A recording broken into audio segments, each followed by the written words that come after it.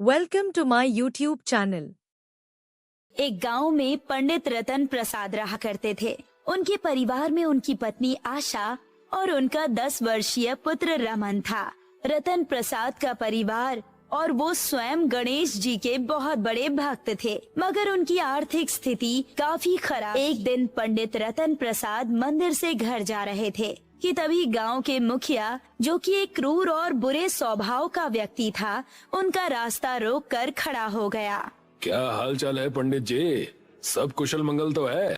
सब गणेश जी की कृपा है मुखिया जी। और बताइए, आपके क्या हाल चाल है? तुम और तुम्हारा परिवार काफी वर्षों से गणेश जी का भक्त है, लेकिन अभी तक गणेश जी की कृपा तुम पर नहीं हुई। अपने अपने देखने का नजरिया है मुखिया जी। कितनी बार कहा है तुमसे पंडित जी कि भगवान की भक्ति में कुछ भी नहीं रखा, लेकिन तुम हो कि मेरी बात मानते ही नहीं। ये कैसी बातें कर रहे हैं आप मुखिया जी? आप तो बिल्कुल नास्तिक जैसी बातें कर रहे हैं। आज का दौर नास्तिकों का ही दौर है। तुम मुझे एक बात बताओ, तुम्हारे परिवार में 2 दिन से भोजन नहीं बना, तुम्हारी पत्नी और तुम्हारा बेटा भूखे मर रहे हैं, तो क्या गणेश जी ने तुम्हारी सहायता की? नहीं ना। लेकिन मुझे पूरा विश्वास है कि गणेश जी एक न एक दिन मेरे परिवार की सहायता जरूर करेंगे। वो अपने हर भक्त की सहायता करते हैं। जिस तरह से तुम्हारे परिवार के हालात चल रहे हैं, उस तरह से तो तुम्हारा विश्वास मुझे खोखला नजर आता है पंडित जी। मेरा विश्वास खोखला है या ठोस, इस बात को तो गणेश जी ही जानते हैं। देखो पंडित जी, अभी मेरी बात को मान लो। मेरा ऑफर तुम्हारे लिए अभी भी खुला हुआ है। मंदिर में गणेश जी की प्रतिमा लगी हुई है। उस प्रतिमा में एक कीमती हीरा जड़ा हुआ है, जिसकी कीमत बाजार में लाखों रुपए की है। तुम उस हीरे को निकाल कर मुझे दे दो, मैं तुम्हें उसकी अच्छी खासी कीमत देने को तैयार हूँ। क्या तुम्हें ये बात करते हुए जरा सी भी लज्जा नहीं आती मुखिया? तुम इस गांव के मुखिया हो, लोग तुम्हारा कितना आदर और सम्मान करते हैं, तुम पर कितना विश्वास करते हैं। अगर उन्हें पता चलेगा कि तुम मुझे चोरी करने के लिए बोल रहे हो, वो भी भगवान के मंदिर में। मुझे इन लोगों से कोई फर्क नहीं पड़ता पंडित जी। मुझे तो सिर्फ धन से ही प्यार है। बोलो, मेरा साथ दोगे या नहीं दोगे? किसी भी कीमत पर नहीं मुखिया। सोच लो पंडित जी, कुछ दिनों बाद गणेश चतुर्थी का त्योहार आने वाला है। उस दिन गणेश जी को मोदक का भोग चढ़ाया जाता है और तुम हर वर्ष मंदिर में गणेश को मोदक का भोग चढ़ाते हो। मैं तुम्हारी ऐसी हालत कर दूंगा कि तुम्हारे पास मोदक बनाने के लिए भी धन नहीं होगा। तुम इस बात को कभी नहीं समझ पाओगे मुखिया कि भगवान भोग से नहीं बल्कि अच्छे कर्मों से प्रसन्न होते हैं। इतना बोलकर रतन प्रसाद अपने घर की ओर बढ़ गए और मुखिया क्रोध भरी नजरों से रतन प्रसाद को जाता हुआ देखता रहा। कुछ ही देर में मुखिया के 2 साथी अभिमन्यु और अनिरुद्ध आकर मुखिया से क्या हुआ मुखिया जी? वो पंडित माना कि नहीं माना? मैंने उसे हर तरह का लालच देकर देख लिया, लेकिन वो टस से मस नहीं हो रहा। और मेरी समझ में ये नहीं आता कि हम गणेश की प्रतिमा से वो हीरा क्यों नहीं चुरा सकते। गणेश की प्रतिमा मंदिर के एक कमरे में रखी हुई है और उस कमरे की चाबी रतन प्रसाद के घर पर है। अगर उस कमरे का ताला तोड़कर तुम दोनों ने चोरी का प्रयास भी किया, तो ये रतन प्रसाद गांव के लोगों के सामने हमारी पोल पट्टी खोल देगा। और ये आस्था का मामला है, गांव वाले लाठी डंडों से मार मार कर सबकी जान ले लेंगे। तो फिर क्या हम ऐसे ही हाथ पर हाथ धरकर बैठे रहें? बड़ी मुश्किल से तो मैं एक विदेश का व्यापारी आपके पास लेकर आया था। चिंता मत करो अनिरुद्ध, मेरे दिमाग में कुछ है। गणेश चतुर्थी को कुछ ही दिन बाकी रह गए हैं। इस पंडित की भक्ति को इसके दिल से ही समाप्त कर दूंगा। देखता हूँ गणेश इसकी मदद करते हैं या नहीं। इधर रतन प्रसाद अपने घर में गए।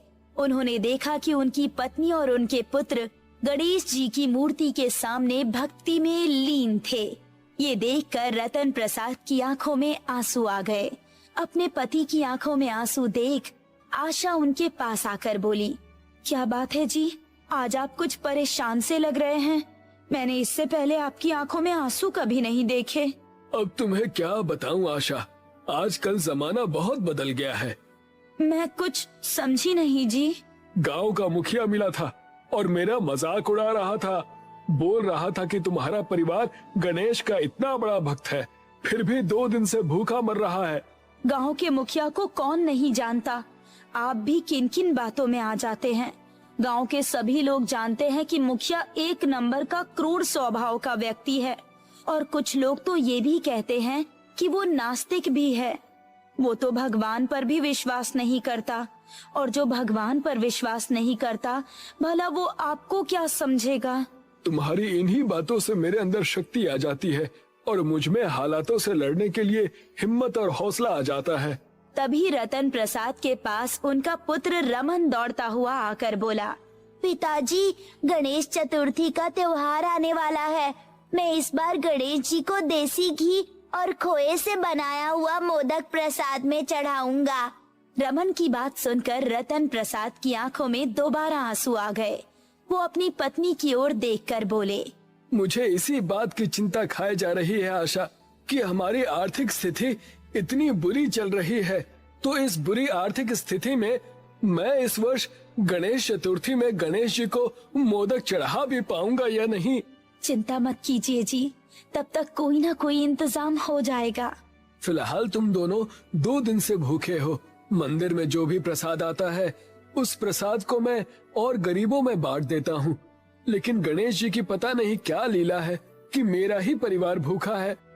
अपने मुंह से ऐसी बातें मत निकालिए, अपने विश्वास को कमजोर मत होने दीजिए। आशा ने इतना बोला ही था कि तभी रतन प्रसाद का दरवाजा कोई खटखटाने लगा। रतन प्रसाद ने जैसे ही दरवाजा खोला, एक व्यक्ति हाथों में थाली लिए हुए खड़ा था। कौन हो तुम?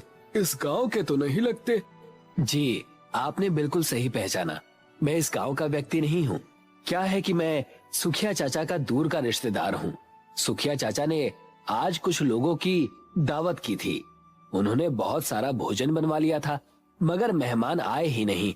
भोजन कहीं खराब ना हो जाए, इसी वजह से वो सारा भोजन गांव में बंटवा रहे हैं। मैं वही भोजन आपको देने आया हूँ।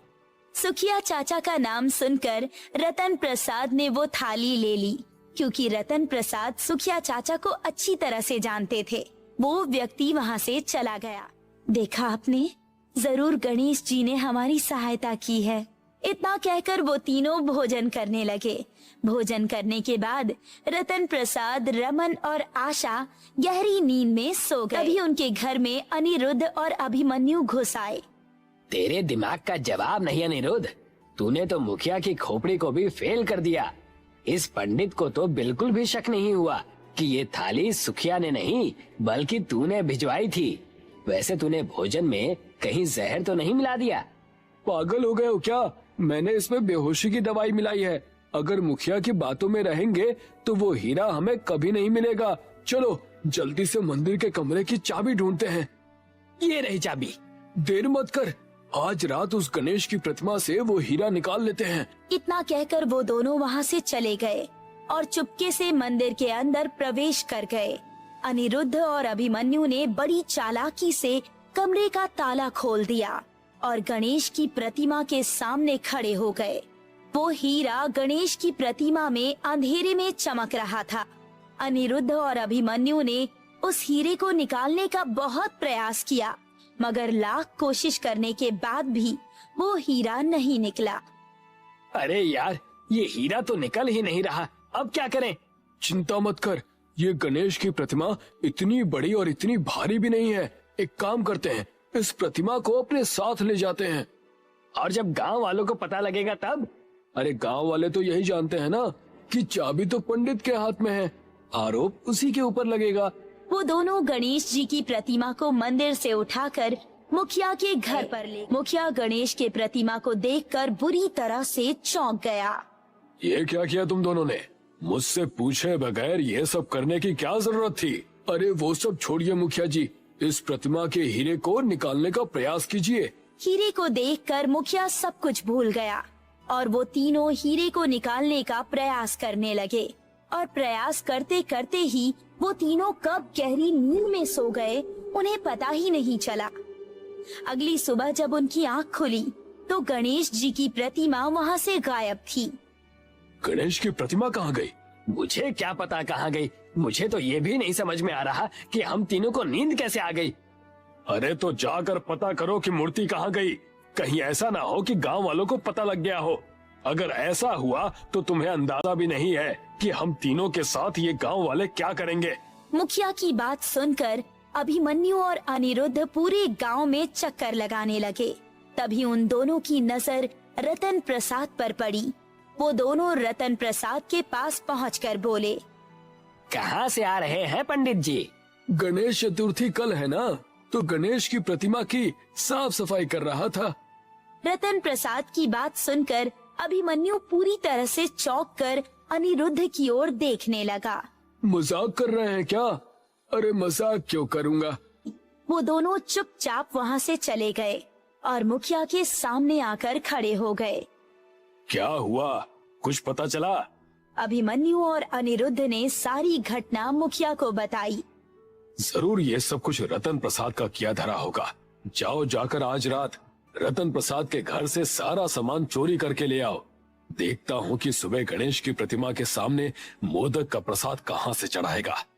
इधर आशा अपनी गुल्लक से निकालकर कुछ पैसे गिन रही थी, मगर उस रात में अनिरुद्ध और अभिमन्यु चुपके से उन दोनों के घर में घुस गए और उनके घर का सारा सामान पैसे सहित चुरा ले गए। अगले दिन घर का सफाया देखकर आशा बुरी तरह से रोने लगी। तभी रतन प्रसाद आशा से बोले, चिंता मत करो आशा, शायद गणेश जी हमारी परीक्षा ले रहे हैं। जरूरी नहीं कि मोदक का प्रसाद देसी घी और खोए का ही चढ़ाया जाए। पहले मोदक चावल के आटे का बनाया जाता था। वो सामने देखो, वो चोर थोड़े से चावल छोड़ गए। तुम उन्हीं का मोदक बना दो। आशा ने चावल के आटे का मोदक का प्रसाद बना दिया। रतन प्रसाद मंदिर में उस प्रसाद को लेकर पहुंच गए। मंदिर में सभी लोग जमुना प्रसाद का इंतजार कर रहे थे कि तभी वहां पर मुखिया अपने दोनों साथियों के साथ हंसता हुआ आकर बोला, ये क्या पंडित जी, चावल के आटे का मोदक बना कर ले आए? तुम तो गणेश जी के बहुत बड़े भक्त हो। तुम्हें तो देसी घी और खोए का मोदक का प्रसाद बनाकर लाना चाहिए था। रतन प्रसाद कुछ नहीं बोले।